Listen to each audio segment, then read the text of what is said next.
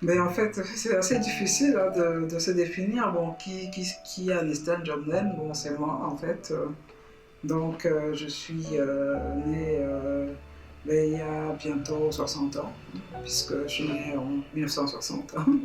Donc je suis en train d'avancer vers mon 60e anniversaire que je vais célébrer donc en septembre prochain.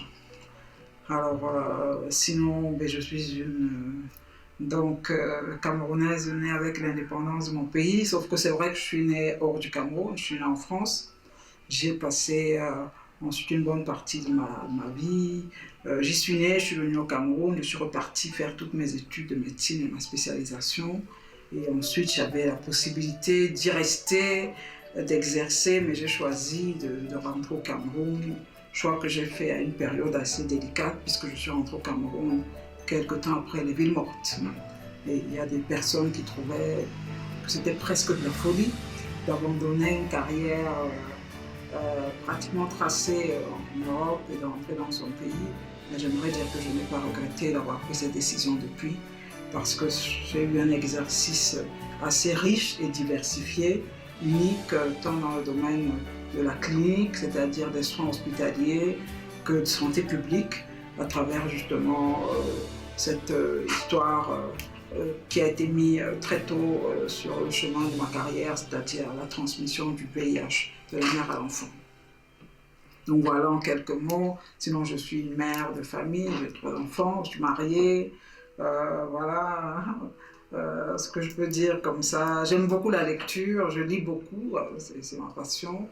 À un moment donné, je faisais du sport, maintenant je fais du sport d'entretien. Donc voilà.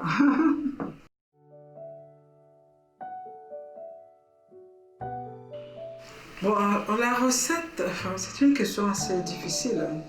Bon, déjà, bon, c'est vrai que je ne vais pas passer sous l'angle du destin. Je préfère ne pas prendre ce temps parce que pour moi, j'estime que grossièrement, à la limite, réussir, c'est accomplir sa destinée. C'est ce qu'on est venu faire. Maintenant, dans les ingrédients, je pense qu'il y a un certain nombre de choses. Il y a d'abord le travail dur, c'est-à-dire hard working, comme disaient les anglo-saxons. Ça, je crois qu'il n'y a pas de raccourci. Sans travail dur et persévérant, on ne peut pas arriver. Je me rappelle encore quand j'ai commencé vraiment à l'époque, Internet, c'était pas comme aujourd'hui. Il y avait QCCnet et j'étais obligée de me lever le matin. C'était tellement long quand j'ai commencé le VIH. Parce que comme je dis toujours, je ne suis pas infectiologue. J'arrive dans le VIH parce que ça se transmet de la mère à l'enfant. Et à ce moment-là, il a fallu que je me forme et j'étais allée voir quelqu'un qui m'avait donné tous ces documents. Mais je lançais les téléchargements. Chaque fois, j'allais sur Internet, je voyais tel programme PTME dans tel pays qui est devant nous, l'Afrique du Sud, la Zambie. Et je lançais les téléchargements de dossiers tous les matins. Pendant que je lance les téléchargements, je vais faire la toilette des enfants. Parce que c'était lent, les téléchargements étaient longs. Et je l'ai fait au point qu'à un moment donné, je me suis rendu compte que j'avais acquis une expertise parce qu'il ne se passait pas un jour sans que je lise un document sur le VIH. Donc c'était un travail constant, permanent, qui fait que à un moment donné, bon, je discutais avec des gens, ils pensaient que j'étais spécialiste, je suis allée dans une école. Non, c'était un travail. Je crois que le travail dur, c'est incontournable. C'est vrai qu'il y a des formules qu'on peut avoir comme ça par chance, mais dans les formules reproductives, il y a le travail dur. Je pense que la persévérance est également une qualité importante. Moi, je parle de persévérance quand je dis que quelqu'un continue malgré les obstacles. Parce que si quelqu'un n'a pas d'obstacle, c'est difficile de parler de persévérance. Il faut qu'il y ait des obstacles et qu'il continue. Et généralement, qu'il continue à faire la même chose. Je dois dire que dans le domaine professionnel, ce que l'on appelle l'expertise, c'est-à-dire, c'est pas un diplôme, c'est le fait d'avoir fait quelque chose un certain nombre de fois, de sorte que vous, désormais, devenez une référence sur la question. Pour ce faire, il faut faire la même chose plusieurs fois. Il faut faire la même chose. Il n'y a pas de raccourci. Je pense qu'il n'y a pas de raccourci. Et maintenant, bien sûr, ensuite, il y a quand même un facteur intuition qui va savoir saisir les opportunités. Saisir les opportunités.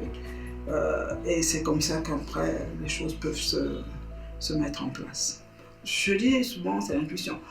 Je pense que la culture d'excellence est très bonne parce que souvent, dans un certain domaine, vous allez faire un excellent rapport que vous allez envoyer quelque part.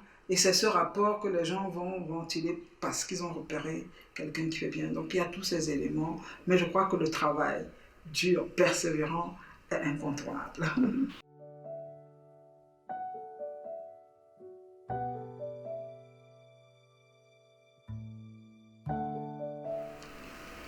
Bon, disons que j'ai essayé, disons que déjà, mon mari est au courant de ce que je fais. Il est moins entreprenant que moi, donc ça équilibre peut-être un peu les choses.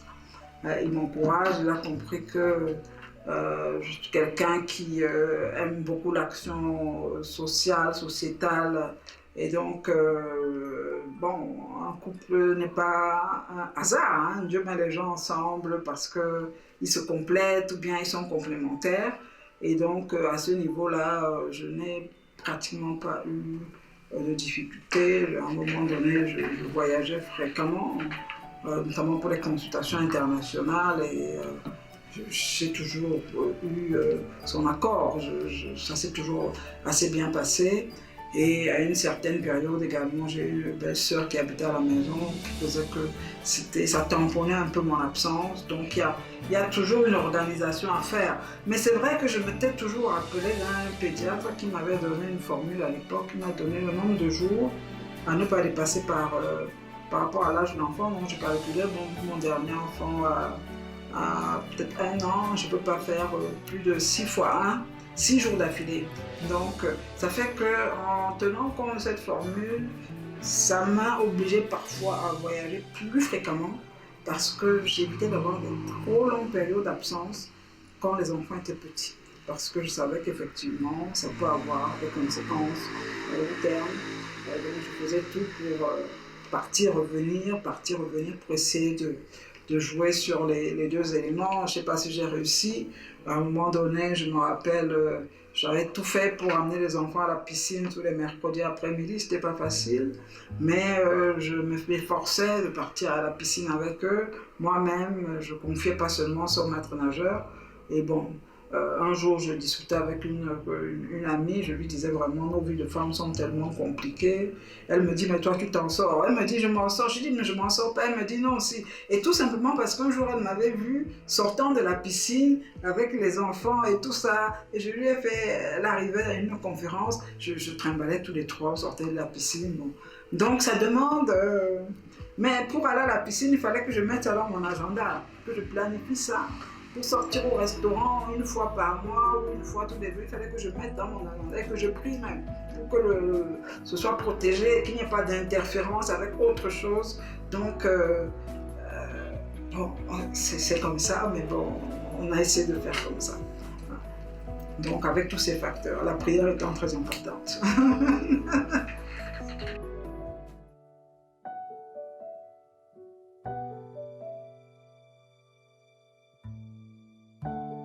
Alors, je dois dire que il y a pas mal de femmes, on peut trouver quelque chose, pour s'inspirer. Au Cameroun, j'avoue que j'avais une collègue quand je l'ai rencontrée la première fois, elle était très engagée dans le monde associatif. Et peut-être qu'elle a aidé également à ce que je m'engage dans ce domaine. À l'époque, c'était l'association La SOA, la Society for Women Against AIDS in Africa. Elle était tellement engagée et elle arrivait à parler avec les partenaires. Chaque fois, je m'étais dit quand je l'avais rencontrée, il faut que je devienne aussi engagée dans ce domaine. Et c'est ça qui a fait que je fonce à un moment donné également dans l'action associative.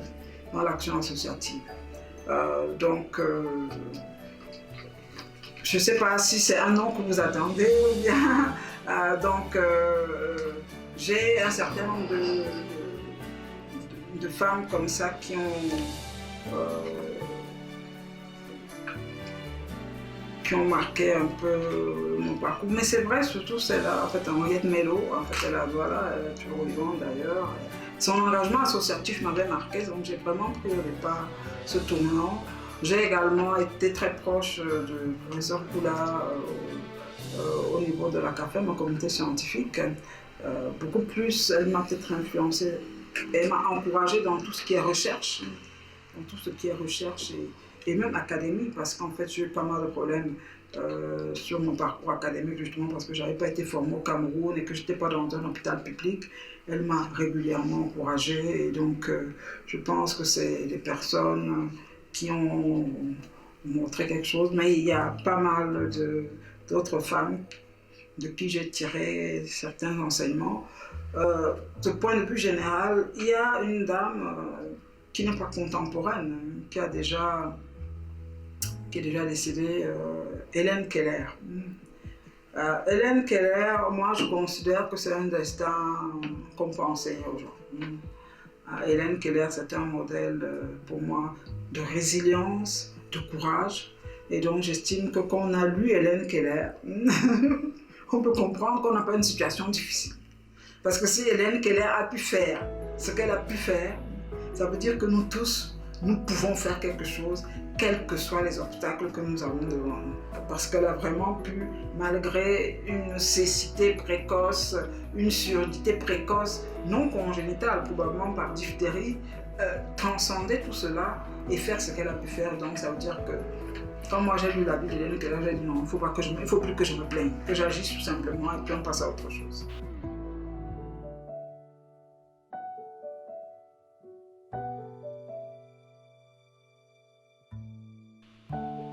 La prévention, ça veut dire empêcher la maladie, empêcher la survenue du désastre. Et quelles que soient les politiques de santé, la prévention va toujours être prioritaire sur la prise en charge et les soins. Donc tout programme de santé équilibré toujours, même pour les questions de finances, privilégier d'empêcher que la maladie arrive au lieu de la laisser arriver pour la prendre en charge. Donc c'est comme ça donc, que je vais me retrouver parce que le couple mère-enfant, c'est une unité, notamment entre la période, la fin de la grossesse, la première semaine de vie, et énormément de pathologies qui vont atteindre la mère, notamment virales, peuvent se transmettre à l'enfant. Il y a aujourd'hui la question du Covid, mais il y a le virus Zika également, il circule, il y a l'hépatite, il y a le VIH sur lequel je me suis beaucoup penchée, et l'objectif, mais il y a un certain nombre d'autres virus, par exemple si je prends la rubéole, qui va donc être inclus dans le fameux ROR, parce qu'effectivement la rubéole en particulier va entraîner des embryos phétopathiques, c'est-à-dire avec des malformations. Mais il y a également des pathologies non microbiologiques. Par exemple, si je prends la question de l'alcoolisme de la femme enceinte va entraîner un syndrome chez son nouveau-né. Donc, chaque fois qu'on peut empêcher que la maladie arrive, notamment en agissant sur la femme, il faudra le faire pour protéger son nouveau-né.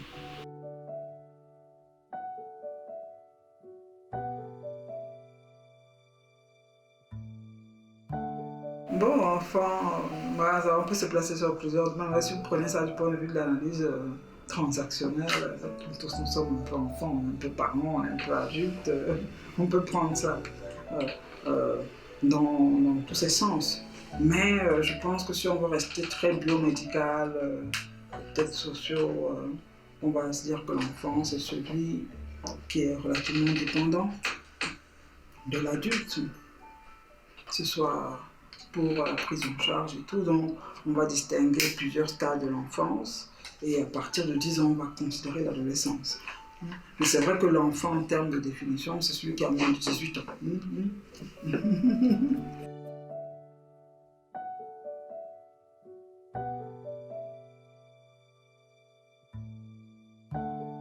Ah oui, disons qu'en 2018, Bon, il faut quand même dire que les difficultés que j'ai eues pour rejoindre un peu une carrière académique en mon étude forme au Cameroun étaient dues au fait que j'étais dans un hôpital non public, je n'étais pas fonctionnaire. Et que le statut de non-fonctionnaire empêche d'être à la fois, parce que généralement les enseignants supérieurs sont bi-appartenants au ministère de la Santé, ministère de l'Enseignement supérieur. N'étant pas fonctionnaire, je ne pouvais pas avoir cette bi-appartenance. Et à un moment donné, j'étais un peu découragée. Mais j'ai continué quand même à publier, parce que quand même, j'avais quand même pas mal de travaux. Et il faut dire quand même que vers les années 2007, il y a eu la création des IPS, donc les instituts privés supérieurs. Et donc c'est comme ça que nous avons pu être donc, enrôlés dans la formation médicale initiale, notamment à l'Institut supérieur de technologie médicale. Et par la suite, compte tenu de notre degré de publication et des années de cours que nous avions fait, nous avons sollicité un changement de grade académique, mais les obstacles locaux font que ça n'a pas abouti parce que c'était le même reproche, vous n'êtes pas fonctionnaire, vous n'êtes pas... Et donc il a fallu que je retourne là où je suis née, j'ai envie de dire. J'ai dû retourner là où je suis née, là où j'ai eu mes diplômes, là où j'ai été formée. Et j'ai quand même cherché à avoir, comment dire, la recommandation de la plus haute autorité en matière d'enseignement supérieur au Cameroun, c'est-à-dire le ministre lui-même de l'enseignement supérieur, parce que ça devait faire partie du dossier en dehors des autres éléments. Et donc c'est comme ça que j'ai été reçu au concours de maître de conférence des praticiens hospitaliers par le Conseil national des universités de pédiatrie en France. Donc je suis donc devenu MC, donc maître de conférence, et pour moi c'était quelque chose d'assez important parce que on a beau dire la reconnaissance à un moment donné indispensable, surtout lorsqu'on veut faire certaines choses. Et moi c'était vraiment, c'était pas quelque chose d'arrivé, c'était vraiment pour pouvoir aider à la mise en place d'un diplôme de néonatologie au Cameroun, notamment pour le personnel médical, les infirmières, puéricultrices, un certain nombre de choses qui sont importantes compte tenu de notre taux de mortalité néonatale. Maintenant, c'est vrai que dans la foulée, on m'a nommé directeur de l'hôpital, ça c'était une surprise, une agréable surprise, parce que j'avais pas, comme on dit, je n'avais pas pensé à ce genre de scénario. À aucun moment j'avais pensé à ce genre de scénario. C'est pour ça qu'effectivement, comme je dis, on m'a vraiment réveillée dans la nuit.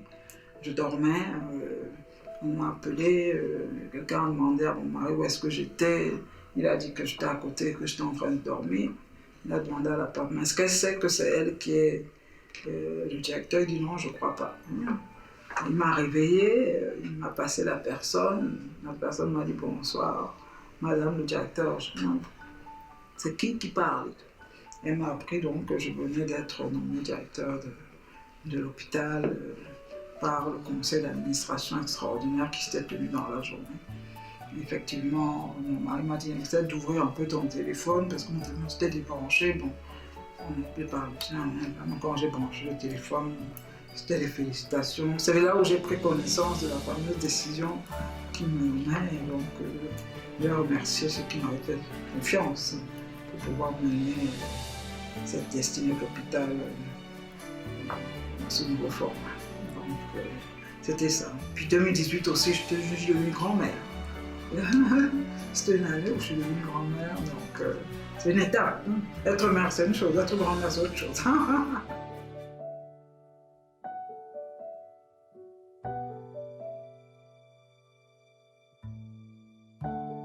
Oui, alors ce qu'il faut savoir, c'est qu'effectivement,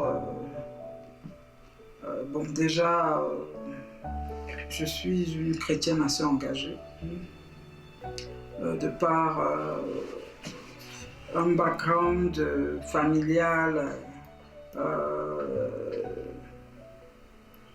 une famille très ancrée dans l'église presbytérienne camerounaise, puis ensuite je me suis retrouvée en France, mais j'ai eu une expérience personnelle d'engagement, de rencontre avec le Seigneur, et très vite, ce qui était clair, c'est que j'étais un peu appelée à la prière, à la parole de Dieu. Pour ceux qui la connaissent et qui la lisent, il est parlé de personnes comme ça, qui passaient leur temps à prier. Notamment, il est fait allusion à une veuve qui s'appelait Anne. Il a dit restez veuve. Elle était à l'église, elle priait et elle jeûnait presque d'une permanente.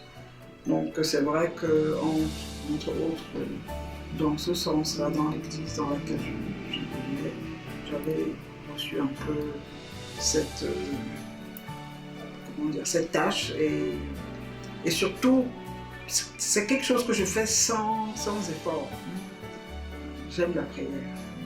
Je suis persuadée que c'est la meilleure et la manière la plus pertinente de conduire la destinée et d'amener la destinée que Dieu a planifiée, que ce soit pour l'individu, que ce soit pour une nation, que ce soit pour une famille à s'accomplir. Parce que dès lors que même un enfant naît, comme je dis, il y a ce que Dieu a l'intention qu'il devienne, mais il y a également ce que l'ennemi, j'ai envie de dire, ne voudrait pas qu'il devienne. Donc il y a un conflit en général, et c'est la prière qui permet d'établir la volonté de Dieu. Et donc, entre autres, donc j'ai écrit ce livre. J'avais un petit problème parce que le manuscrit était déjà presque prêt. Mais je voulais chercher un éditeur. Et j'ai pris cet éditeur-là parce que je pensais qu'il allait... Parce que mon souci, c'était de trouver un éditeur qui distribue. Parce que comme vous avez compris, je suis très occupée. Parce que je suis dans un hôpital, je suis président des femmes médecins, je suis président de l'Association camerounaise de médecine périnatale, que là j'ai moi-même mis sur pied justement quand je suis maître de conférence. Et donc, en même temps, j'aime l'écrit, mais je voulais quelqu'un qui va distribuer. Et finalement, il n'a pas tellement fait ça. C'est que je suis en train de préparer le deuxième tome et je suis en train de réfléchir comment est-ce que je vais l'éditer et comment est-ce que je vais le distribuer parce que ça a aidé un certain nombre de personnes qui s'adonnent à la prière. Parce que c'est vraiment un livre qui s'adresse aux personnes qui s'adonnent à la prière. Ils peuvent en comprendre l'intérêt.